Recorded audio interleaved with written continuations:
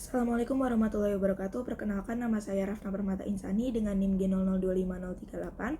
Saya sekarang akan mempresentasikan laporan praktikum anatomi saya di blok 1.3. Untuk laporan yang pertama, Dava sedang maraton nonton One Piece dari episode 1. Lalu ia melihat Zoro sedang berlatih angkat beban dan punya perut six-pack. Dava juga ingin punya perut six-pack seperti Zoro dan memutuskan untuk latihan. Namun ia bingung harus melatih otot apa, sehingga ia bertanya padaku yang sedang mempelajari anatomi abdomen. Yang pertama, saya akan menjelaskan pembagian lapisan dinding abdomen anterolateral dan posterior.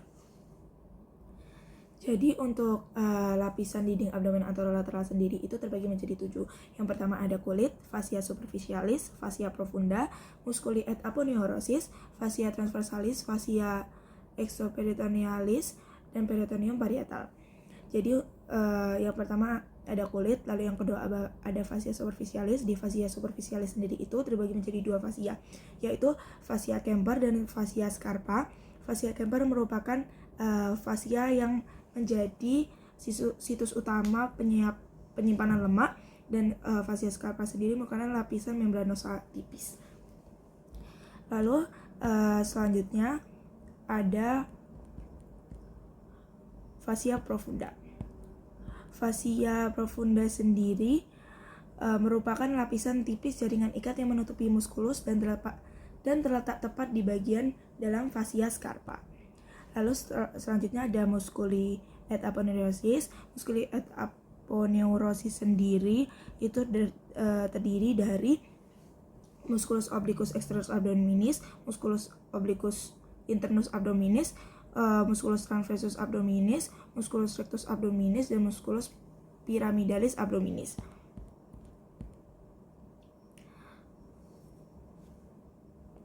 Lalu selanjutnya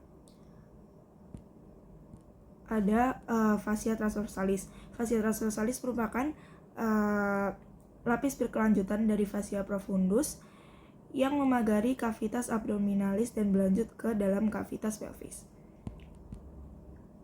Lalu selanjutnya ada fascia extraperitonealis. Fascia ini memisahkan fascia transversalis dan peritoneum, dan fascia ini berisi jaringan lemak. Yang terakhir ada peritoneum parietale. Jadi sebetulnya peritoneum itu ada 2, ada peritoneum parietale dan peritoneum viscerale, tapi yang termasuk di lapisan dinding abdomen anterolateral adalah peritoneum parietale. Lalu selanjutnya saya akan menjelaskan dinding abdomen posterior. Jadi dinding abdomen posterior sendiri itu ada 5 lapisan. Yang pertama ada kulit, ada fascia superficialis dorsi. Lalu yang ketiga ada lapisan musculus. Lapisan musculus sendiri itu juga terbagi lagi menjadi 4 lapisan. Lapisan pertama ada musculus latissimus dorsi. Ya, lapisan kedua ada musculus obliquus externus abdominis, musculus erector spinae, musculus longissimus dorsi, musculus serratus posterior et inferior. Lalu untuk lapisan ketiga ada 3 musculus, musculus multifundus, musculus interspinalis, musculus obliquus internus abdominis. Lalu untuk lapisan yang keempat itu ada 3 musculus. Ada musculus quadratus lumborum, musculus iliopsoas, musculus transversus abdominis. Lalu yang keempat ada lapisan resta peritonealis, dan yang kelima sama seperti anterolateral tadi, yaitu peritoneum parietale. Jadi selanjutnya saya akan menjelaskan sistem abdomen.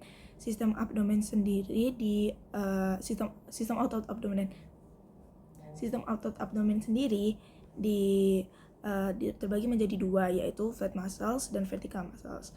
Untuk flat muscles sendiri ada musculus obliquus externus, musculus obliquus internus, dan musculus transversus. Lalu untuk vertical muscles sendiri terdiri dari musculus rectus abdominis dan musculus pyramidalis.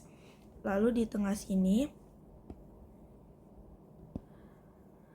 di sini itu yang membagi menjadi 2 musculus rectus abdominis itu ada linea alba.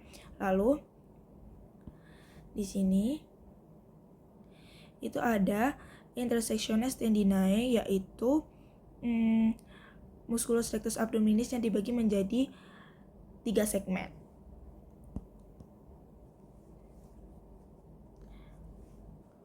Sekarang saya akan menjelaskan organ retroperitoneal dan organ intraperitoneal yang ada di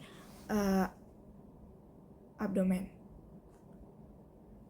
Jadi apa sih bedanya organ intraperitoneal dan organ retroperitoneal? Jadi untuk organ intraperitoneal sendiri adalah organ yang seluruh permukaannya dilapisi peritoneum, sedangkan organ retroperitoneal itu berada di luar kavitas peritoneum. Jadi untuk organ retroperitoneal sendiri itu dibagi menjadi 9, yaitu suprarenal gland, aorta, duodenum kecuali pars superior, pankreas kecuali bagian cauda, ureter, colon ascendens et descendens, ada kidney, esophagus, dan juga rektum. Organ-organ yang di luar retroperitoneal ini merupakan organ intraperitoneal. Selanjutnya untuk laporan yang kedua, Rama gemar menonton Tan Boy Kun di YouTube setelah melihat Tan Boy Kun makan mie pedas dan ayam goreng. Rama langsung memasak 2 bungkus mie pedas dan membeli 2 porsi ayam goreng. Keesokan harinya Rama curhat kepada diriku karena merasakan sakit perut hingga kerongkongannya terasa panas. Aku pun curiga Rama mengalami GERD. Lalu di sini aku akan menjelaskan anatomi gaster beserta sphincter yang ada di gaster. Jadi untuk anatomi gaster sendiri itu terbagi menjadi 4 bagian. Yaitu yang pertama ada fundus gastricum,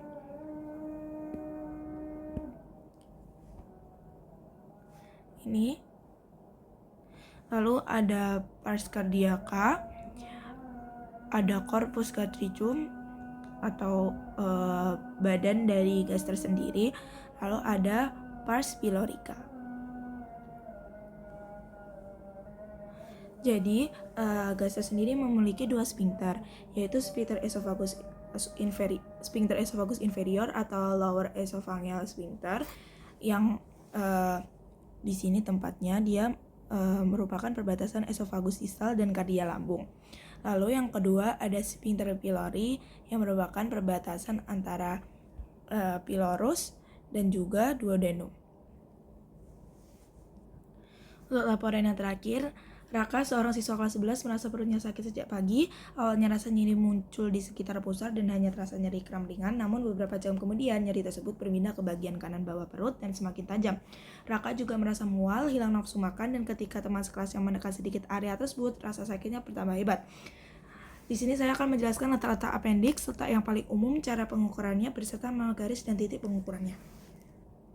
Jadi appendix sendiri itu berdasarkan variasi letaknya dibagi menjadi 5, yaitu ada appendix retrosaikal, appendix postilealis, appendix pelvicum, appendix preilealis, appendix subsaikalis. Untuk appendix retrosaikal sendiri terletak di belakang sekum mengarah ke atas, merupakan bentuk paling umum. Lalu selanjutnya ada appendix postilealis terletak lebih mengarah ke kiri di belakang ileum dan mesenterium. Ada appendix pelvicum mengarah ke bawah melewati psoas mayor dengan ujungnya melebihi tepi atas panggul bawah, dan appendix preilealis yang terletak lebih mengarah ke kiri di depan ileum dan mesenterium. Appendix subcaealis terletak di descendens ke caudal. Lalu berdasarkan garisnya, appendix dibagi menjadi 2, yaitu menurut garis Monro Picture dan garis Lange. Menurut garis Monro Picture, appendix diukur dari sias dextra ke umbilicus. Pangkal appendix terletak sepertiga lateral garis Monro Picture yang disebut sebagai titik McBurney. Lalu selanjutnya untuk garis Lange diukur dari sias dextra sampai sias sinistra. Ujung appendix adalah pada 1/6 lateral dextra. Sekian presentasi laporan anatomi 1.3 dari saya. Terima kasih. Wassalamualaikum warahmatullahi wabarakatuh.